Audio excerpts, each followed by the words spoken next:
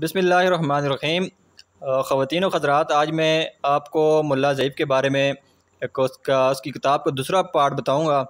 तो पहले वीलॉग में हमने उसकी बुक का आधा का हिस्सा कवर किया था और आज उसके जो एंड जोन में जो उन्होंने अपनी ज़िंदगी में मुश्किल पेशा लम्हात गुजारे, वो मैं आपसे आज डिस्कस करूँगा। तो शुरू करते हैं मैं अपना वीलॉग और आपको खुशामदीद है मेरे करंट अफेयर्स के चैनल पर। तो मुल्ला ज़ैफ़ अपनी किताब में आगे लिखते हैं कि जब उन्होंने मुझे बगराम एयर बेस के लिए एक एयरपोर्ट से उठाया और उनका जो हेलीकॉप्टर था अमेरिकन नेवी का, तो उनने मेरे साथ तकरीबन कुछ 4-5 लोग और भी थे, 4-5 कैदी और थे। तो उन्होंने हम लोगों को बांध दिया, इतना जकड़ के बांधा कि हम लोग थोड़ा सा भी हिल नहीं सकते थे, ना मुकम्मल खड़ा हो सकते थे और ना मुकम्मल बैठ सकते थे।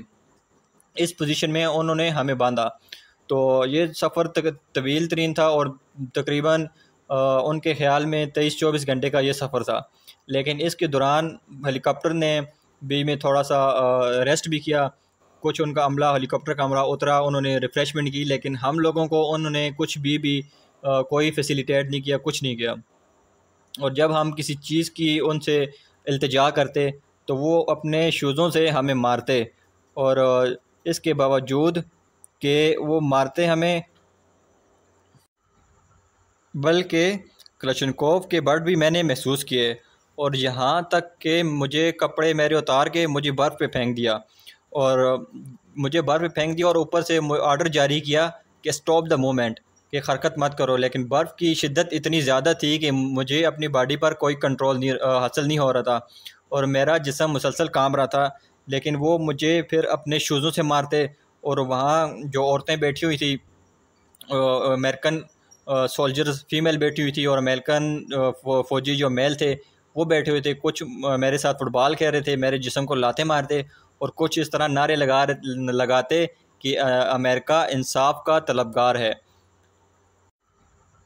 बल्कि क्लशनकोव के बर्ड भी मैंने महसूस किए, और यहाँ तक कि मुझे कपड़े मेरे उतार के मुझे बर्फ़ पे फेंक दिया, और मुझे बर्फ़ पे फेंक दिया और ऊपर से ऑर्डर जारी किया कि स्टॉप द मूवमेंट, कि हरकत मत करो। लेकिन बर्फ़ की शिद्दत इतनी ज़्यादा थी कि मुझे अपनी बॉडी पर कोई कंट्रोल नहीं हासिल नहीं हो रहा था और मेरा जिस्म मुसलसल कांप रहा था। लेकिन वो मुझे फिर अपने शूज़ों से मारते, और वहाँ जो औरतें बैठी हुई थी, अमेरिकन सोल्जर्स फीमेल बैठी हुई थी और अमेरिकन फ़ौजी जो मेल थे वो बैठे हुए थे। कुछ मेरे साथ फुटबॉल खेल रहे थे, मेरे जिस्म को लाते मारते, और कुछ इस तरह नारे लगाते कि अमेरिका इंसाफ का तलबगार है और अमेरिका इंसाफ का तरफदार भी है। तो चुनाचे जब वो ग्वांतानामो एयर बेस पर पहुँचे, और वहाँ उनके 3 कैंप थे, 3 जेलें थी, जिनमें एक नंबर कैंप था, 2 नंबर कैंप था और 3 नंबर कैंप था। 1 नंबर कैंप वो था जिसमें नए कैदी वो लोग ठहराते, उनसे इन्वेस्टिगेशंस करते।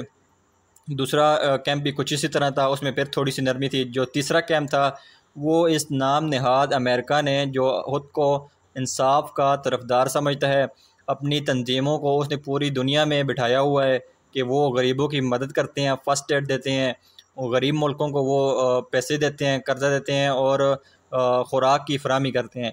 लेकिन यहाँ कुछ हकीकत इस तरह थी कि जो 3 नंबर कैंप था हमारा, वो उन लोगों के लिए रखा हुआ था जो वहाँ फ़ॉरेनर्स आते थे या जर्नलिस्ट आते थे या मीडिया की तंजीमें आती थी।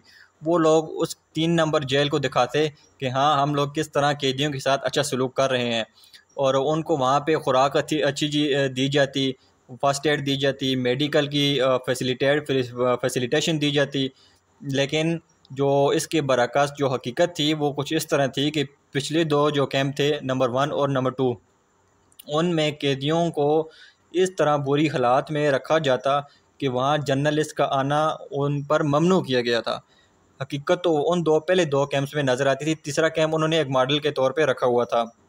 और जब इन्वेस्टिगेशन हमारी शुरू होती तो हम सिर्फ 2 सवाल करते कि पहला सवाल उनका ये होता कि उसामा कहाँ है और मुल्ला उमर कहाँ है।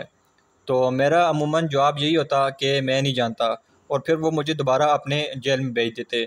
वो कुछ लोगों को उठा के उन्होंने लाया हुआ था। वो मुल्ला ज़ईफ़ अपनी किताब में बताते हैं कि मेरे साथ जो जेल थी उसमें एक बंदा ऐसा भी था जो अफ़गानिस्तान में एक दिहाड़ीदार मज़दूर था।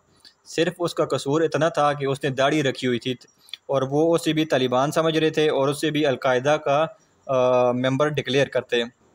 हालांकि उसने न्यूयॉर्क की तस्वीर भी नहीं देखी हुई थी, लेकिन वो उसे दाढ़ी के तौर पे, क्योंकि उसने दाढ़ी रखी हुई थी, और उसे उठा के अपने गुआंतानामो जेल में ले आए। और उनकी जो सज़ा वो देते थे उसकी शिद्दत इतनी ज़्यादा थी कि मुझसे मेरी तमाम नमाज़ें वहाँ क़ज़ा हुईं। और हर बार वो मुझे बर्फ़ पर फेंकते और मेरा जिस्म इतना हैक सुन्न हो जाता कि एक बार मुझे उन्होंने बर्फ़ में फेंकने के बाद मुझे अपने जेल में शिफ्ट किया। तो कुछ देर बाद वहाँ एक फ़ीमेल फ़ौजी आई, अमेरिकन, और वो मुझसे पूछने लगी कि आपको क्या चाहिए। और मेरे अंदर इतनी हिम्मत नहीं थी कि मैं उसको बताता कि मुझे खाने के लिए क्या चाहिए। मेरे होंठों की सकत ख़त्म हो गई थी। और बार बार तफ्तीश करने के बाद जब उन्हें मुझसे कुछ हासिल ना हो पाया तो उन्होंने मुझे लाखों अमेरिकन डॉलर्स की ऑफ़र भी की। और उन्होंने मुझे यहाँ तक कहा कि आपको अमेरिका में एक बड़ा घर दिया जाएगा या अफ़गानिस्तान में एक बड़ा घर दिया जाएगा, आपको ऐशो आराम की ज़िंदगी फराहम कर दी जाएगी, और इसके मुकाबले में आप हमारे लिए हमारे एजेंट बन जाएँ और हमें अफ़गानिस्तान या तालिबानों की ख़बरें हमारे तक पहुँचाएँ। तो मैंने इसके जवाब में कहा कि मैं अपना ईमान कुछ चंद डॉलर्स के लिए नहीं बेच सकता। लेकिन वहाँ कुछ मैंने लोग ऐसे भी देखे जो अफ़गानिस्तान के थे और इन अमेरिकन्स के लिए काम कर रहे थे, और वो मुनाफिक इंसान मुसलमान जो बने मुसलमानों के रूप में हमें नज़र आ रहे थे। वो इस हद तक गिरे हुए थे कि वो अपने उन अमेरिकन्स को मनाने के लिए ईसाई बने हुए थे, और वो ईसाई होने के नाते वो उस तरह की इबादत करके उन्हें मुतमईन करने की कोशिश करते।